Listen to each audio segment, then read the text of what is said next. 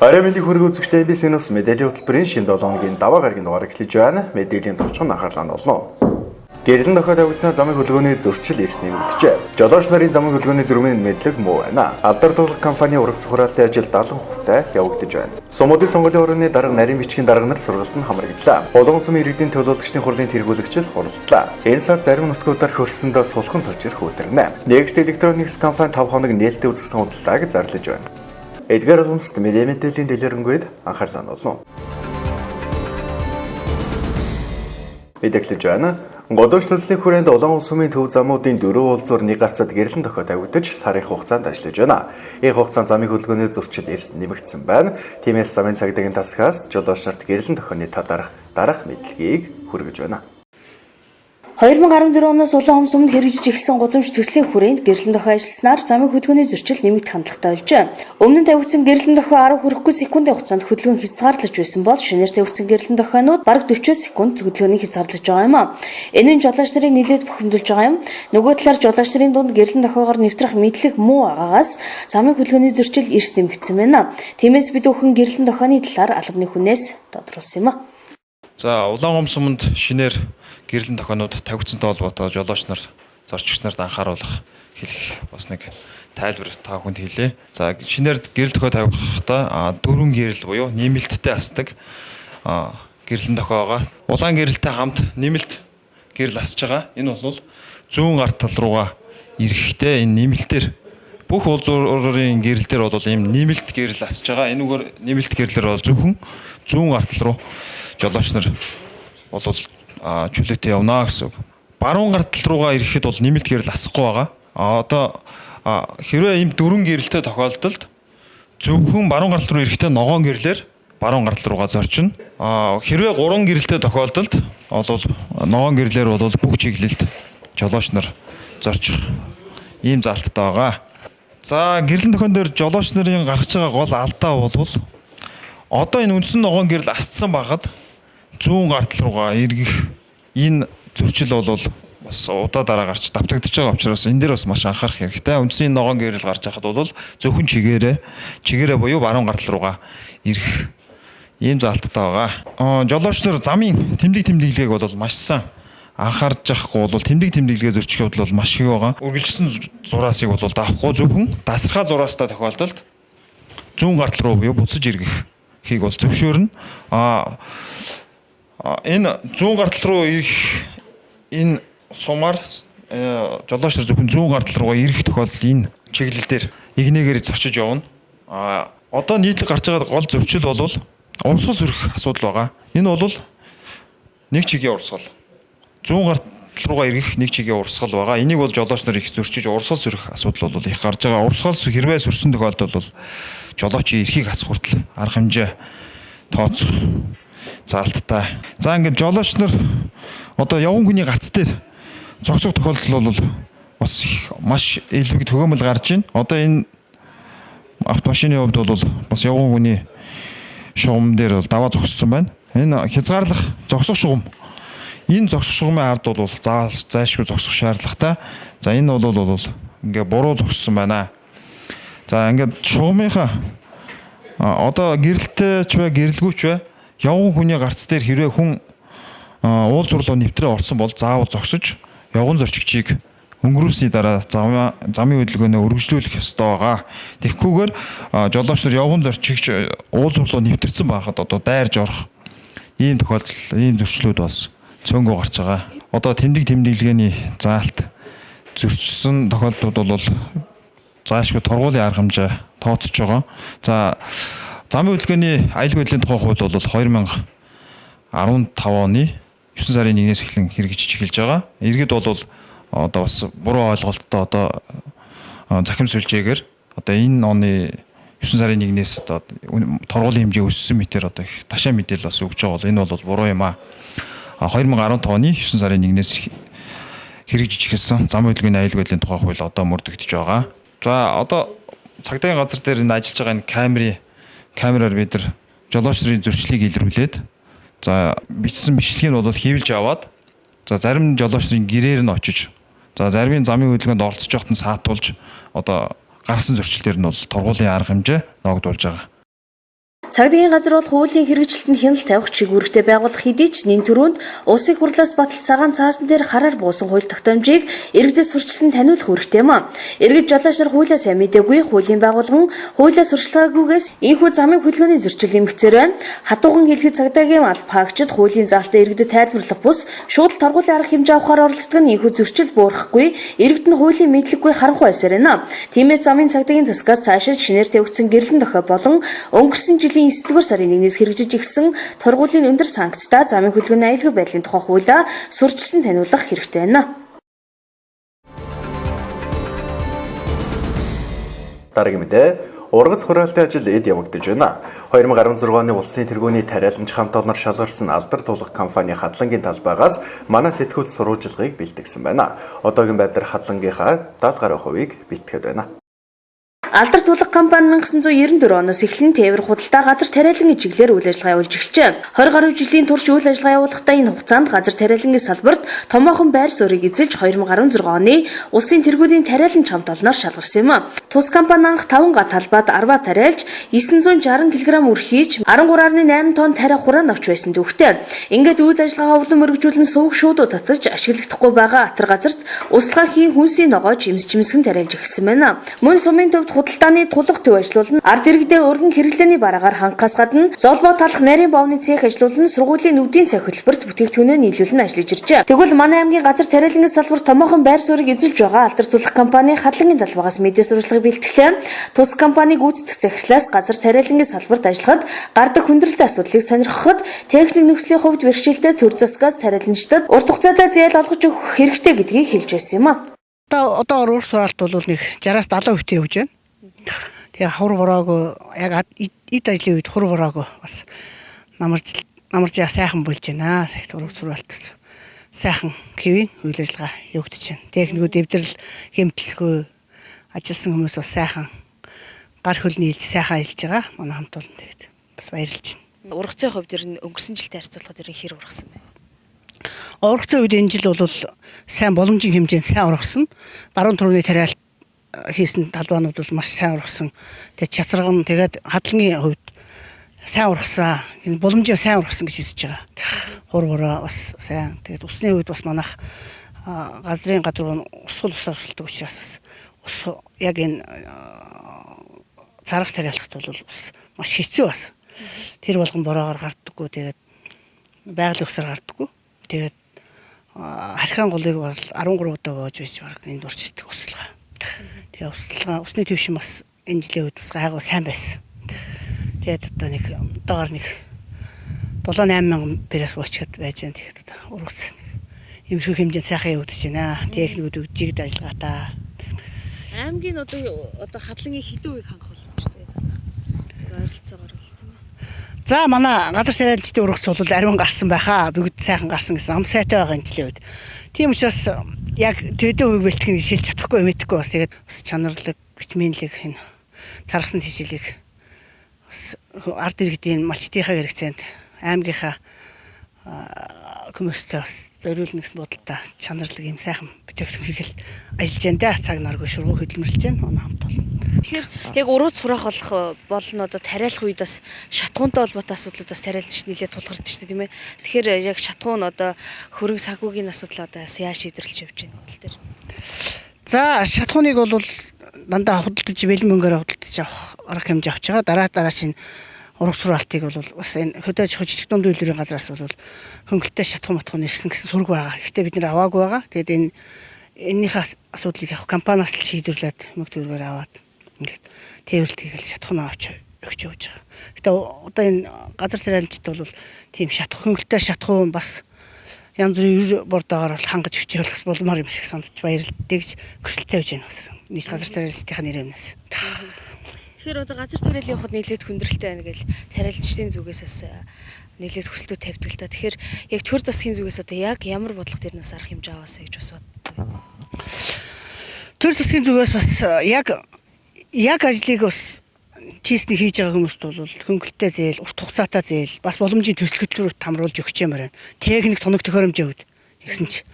Тэгээд одоо гээд яг ингээд нэг орчтын техникүүдээр ажил хийж байгаа бид нар. Тэгээд бас жижиг оврын техник бол бас хөчгөрөхтэй яг тиймэрхүү байгаа. Гэхдээ манайхс нэг юм пресслэгч авсан. Энэ битэмж өндөртэй. Тэгээд ажлуудыг хийж лэн болцаагаар. Дандаа энэ тэндээс запас илүүгээ Оросоос тэгээд эндээс Улаанбаатараас гитвитээс запас илүүгээ хоног төхөн утсуурсаа бүх юм онл авчиж байгаа л. Алдар тулах компани 20 гаруй жил үйл ажиллагаа явуулах хугацаанд 2011 онд баруун бүс түвшлэл хүрэл медаль, 2013 онд худалдаалж үйлдвэрийн танхимын гран-при, 2014 онд намрын ногоон өдрөд үзэсгэлэн худалдааны алтан медаль хүртснээс гадна оны босгон дээр усын тэргүүний тариалан хамт олноор шалгарч хэр хөдөлмөрч гар нийлэн ажилдаг хамт олон болгоо харуулсан юм. Манай аймгийн хувьд өнгөрсөн жилийн зуудыг бүх өвсдөжлийн нөөцөөр шавхаж ондорсон. Үйлчлэлийн бэлтгэл хангах ажлын хүрээнд манай аймгийн өвсний нөөцөө бэлтгэх учраас нийгмийн хариуцлага ухамсарласан компаниг тендер шалгаруулж нөөцөө бүрдүүлэх хэрэгтэй болов. Дараагийн мэдээ аймгийн сонгуулийн хорооноос сонгуулийн үйл ажиллагааг зохион байгуулах сэдв сургалтыг зохион байгууллаа. Тус сургалтанд бүх сумдын сургууль сонгуулийн хорооны дарга, нарийн бичгийн дарганаар оролцож сонгуулийн тухай хууль тогтоомж болон сонгуулийн ерөнхий хорооноос эргүүлсэн баримт бичиг шийдвэр зөвлөмжүүдийн талаар мэдээлэл авсан байна.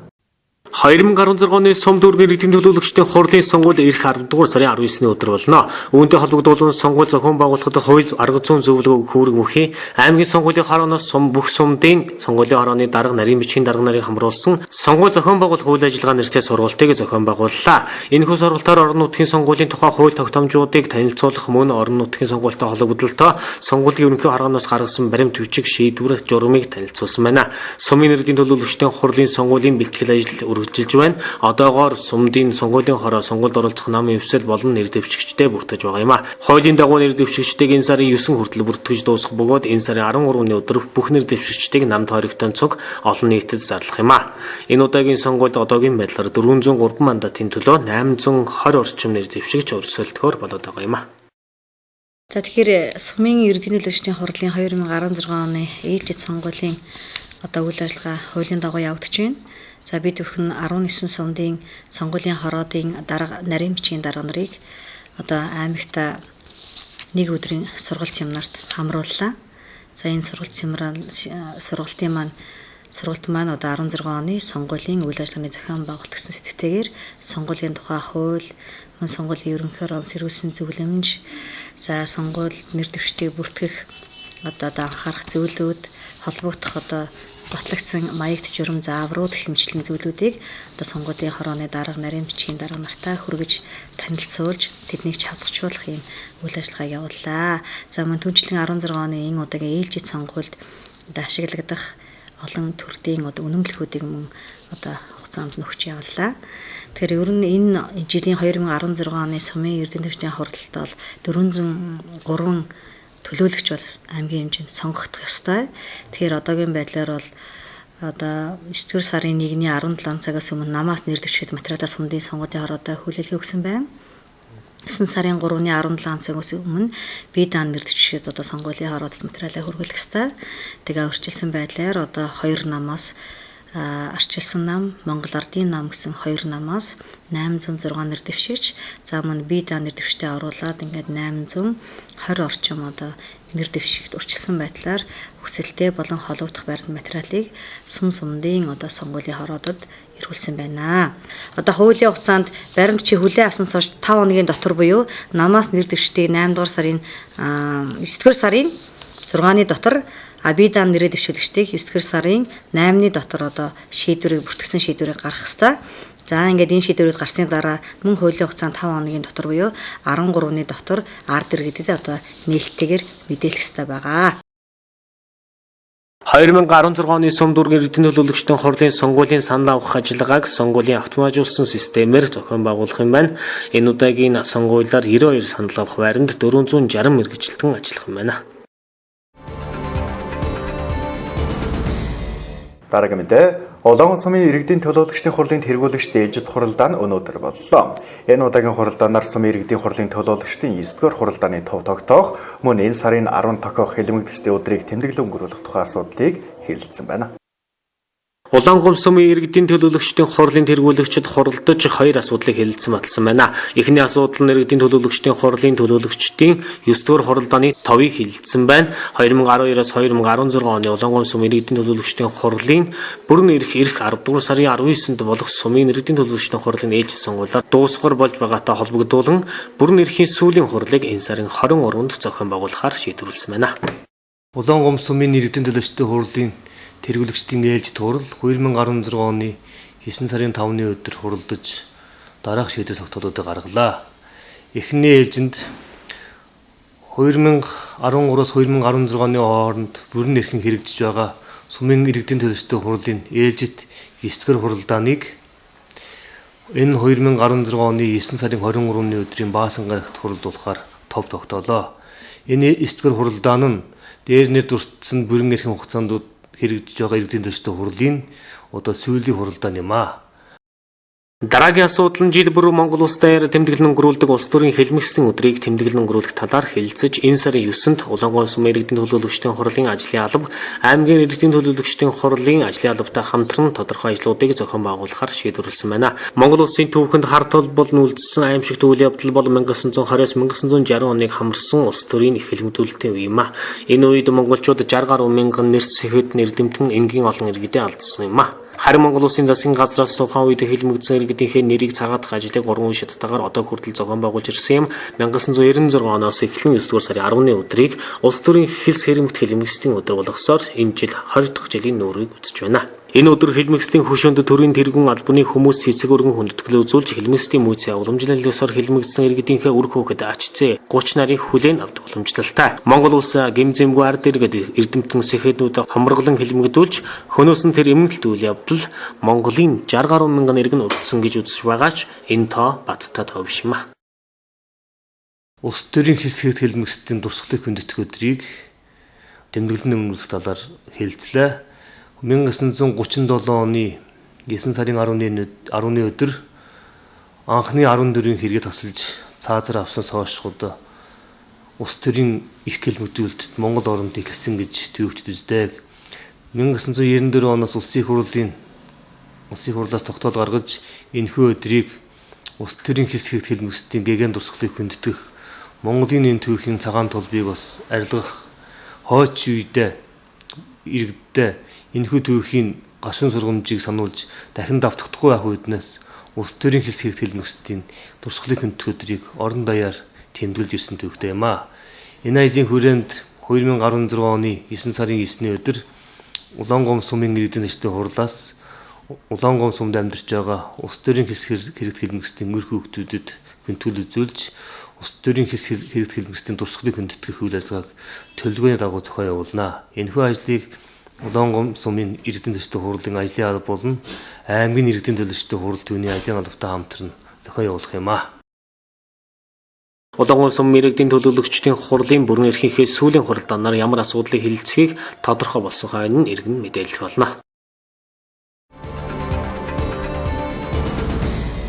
Дараагийн мэдээ өнгөрсөн 8 дугаар сард манай аймгийн Ихэнх нутгаар хурд дундас олон жилийн дунджаас ахиу орсон бол харин 9 дугаар сард орох хурд дундасны хэмжээ Ихэнх нутгаар олон жилийн дунджаас бага орох төлөвтэй байгаа бөгөөд агаарын температур дулаан байх боловч шөнөдөө зарим нутгаар хөрсөндөө сулхан цоцрох өдрөх төлөвтэй байгааг улс ор орчин шинжилгээний албанаас мэдээлж байна.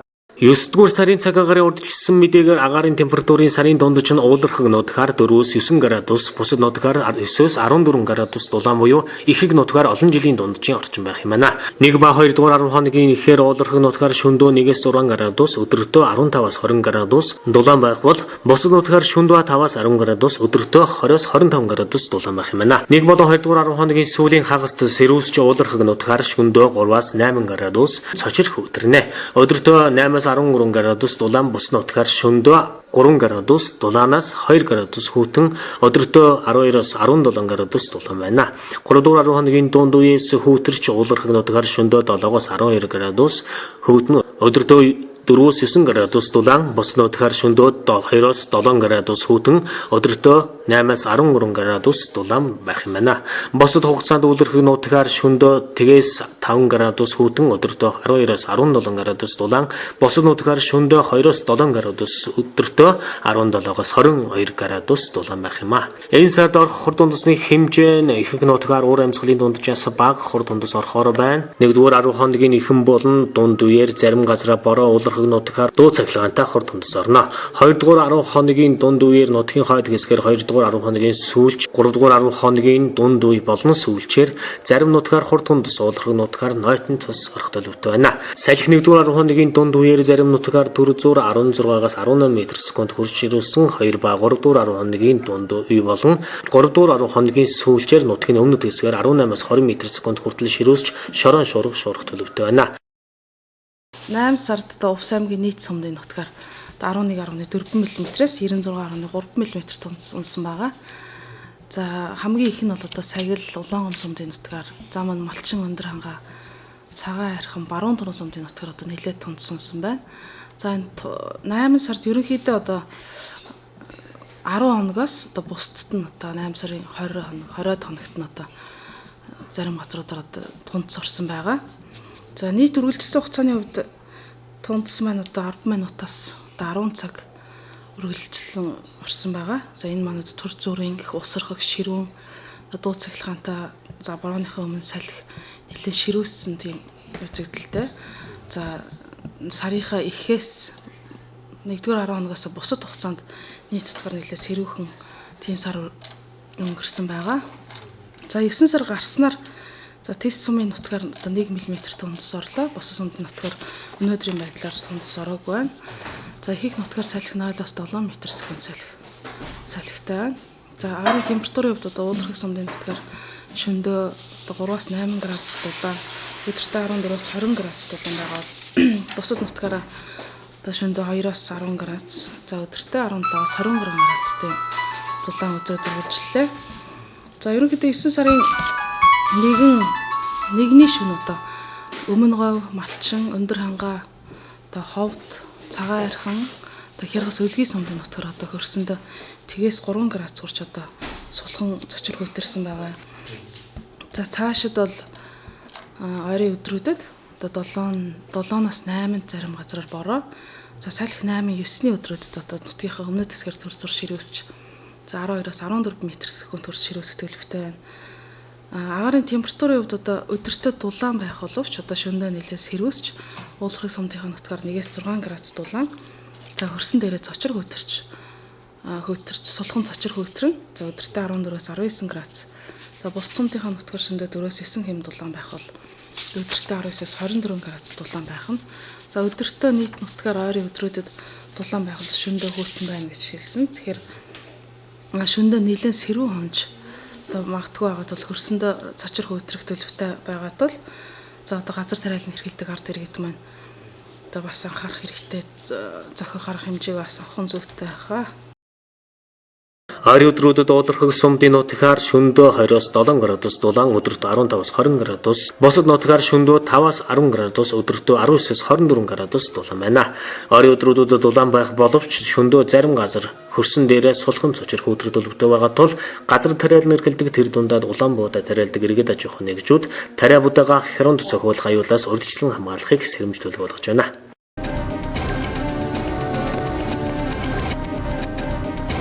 Үзэгчтэй бис мэдээ хүргэж байна. Next Electronics компани Увс аймагт салбараа үйл ажиллагаа явуулж эхэлсэн цагаас эхлэн хавар болон намрын улиралд нээлттэй үзэгслийн худалдааг зохион байгуулдаг боломжтой. Тэгвэл тус компани намрын нээлттэй худалдаагаа 5 хоног зарлаж байгаа бөгөөд өөрчлөсөн хүмбэр суглаанд оролцсон 3 супер азидын нэг болох боломжтой юм а. Next Electronics компани Увс аймагт салбараа үйл ажиллагаа явуулж эхлээд 2 жилийн хугацаа өнгөрч байна. Энэ хугацаанд Увсын ард түмнийг дэлхийн тэргүүлэгч брендийн цахилгаан бараагаар ханган хэрэглэгчдийн таашаглалыг нийлээд хүлээгээд байна. Тэгвэл тус компаниас ээлж твэлгээ задлж намрын урамшуулалтаа нээлттэй худалдааг зарлаж байна. Та бүхэн нээлттэй үзэсгэлэн худалдаагаар зочилсноор суглаанд оролцсон супер 3 азидны нэг болохоос гадна сонирхсан бараа бүтээгдэхүүнээ газар дээр нь лизинг хамрагдана авах боломжийг олгож байна. За манай Next Electronics-ийн нээлттэй худалдаа жил болгоны хавар намар 2 удаа л ердөө зохион байгуулалттай байгаа. Энэ жилийн намрын нээлттэй худалдаа олон тийм онцлог давуу тал surprise-ууд бас манай уус нутгийн хэрэглэгчид та бүхнийг хүлээж байна. Юу вэ гэх юм бол та бүхэн манай 5 хоногийн хугацаанд танилцуулж буй худалдаанд гаргаж байгаа 2016 оны хамгийн сүүлийн үеийн дэлхийн тэргүүлэгч брэндийн цахилгаан бараанууд болно. Гэр ахуйн бүх төрлийн тавилгыг 5 хоногийн хугацаанд хамгийн өргөн сонголт бас хамгийн хямд үн бэлэг урамшуул суулааны амттаар бас авах боломжтой байна. Үүнээс гадна та бүхэн манай нээлттэй худалдаанд ирж оролцсноор манайхаас ямар нэгэн бараа бүтээгдэхүүн худалдаа авахгүйгээр манай гадуур бүх дэлгүүрүүд болон үйлчилгээний төвүүд дээр манай Next Electronics-ийн нээлттэй худалдаа гэсэн ийм брошюр тарагдсан байгаа. Тэгэхээр та бүхэн манай энэ нээлттэй худалдааны манай компани оруулж ирдэг бараа бүтээгдэхүүнтэй танилцж үн ханшийг мэдснээс гадна энэ брошюрыг авсан хүн бүр суглаанд оролцох боломжтой өгөөд өдөр бүрийн 17 цагаас манай бараа бүтээгдэхүүнийг танилцуулга хийгдэн. Энэ хугацаанд та бүхэн ирж оролцсноор та бүхэн өдөр болгон шалгаруулах 3 хацтны бас нэг болох боломжтой байна. Мөн манай нээлттэй худалдааны үеэр та бүхэн бүх банкны лизингийн үйлчилгээнд хамрагдах боломжтой. Хаан банкны лизингийн үйлчилгээг газар дээрээс авах боломжтой байна. За манай нээлттэй худалдаагаар бас онцлсан ч нэг бараа бүтээгдэхүүнийг танилцуулмаар байна. Зурагтны зах зээлд бол одоо CR буюу зузаан зурагтнаас хавтгай зурагтнаар шилжсэн бод одоо орчин үеийн зурагтны дараагийн үе бодвол бүх хавтгай дэлгэцтэй зурагтнууд одоо хөнхөр дэлгэцтэй болж өөрчлөгдсөн байгаа. Ингэж хөнхөр дэлгэцтэй болсноор бодит мэдрэмжийг өөрөөсөө танд төрүүлэх тийм давуу талтай байгаа. Манай одоо 16 оны бараа бүтээгдэхүүнээс танилцуулах хамгийн том одоо бүтээгдэхүүн гэвэл энэ 16 оны TCL брендийн 48 инчийн смарт тийм курв зурагтыг танилцуулж байна. Энэ зурагтыг энэ ердөө 5 хоногийн хугацаанд та бүхэн сая 599 мянгаас 400 мянган төгрөг хямдруулаад ердөө сая 199 мянгаар худалдаа авах боломжтой байна. Үүнээс гадна та бүхэн энэ зурагтыг 2 жилийн баталгаат хугацаанаас гадна Philips гээд жижиг бараа үйлдвэрлэл дээр дэлхийд тэргүүлэгч Голландын брендийн ийм шүүс шахагчийг бэлгэнд авах боломжтой. Мөн энэ Philips брендийн индүү гэх мэт ийм 2 төрлийн бэлгнээс дутаагаа сонгож авах боломжтой байна. Гэх мэтчлэн маш олон бараа бүтээгдэхүүнийг та бүхнийг хүлээж байна. Тиймээс өвчүүд та бүхэн боломжийг бүү алдаараа тус үзэсгэлэн худалдаагаар зочилсноор TCL брендийн 48 инчийн хөнхөр дэлгэцтэй LED телевизорыг сая 990 мянгаас сая 490 мянгаад авч дээр нь жимс шахагч болон эндүнээ сонголтоо хийн бэлгэнд авах боломжтой юм а. Хэзээ хугацааны реклам сурталчилгааны дараа MBC News мэдээллийн хөтөлбөрийн хөгжлийг хүлээн авч байна.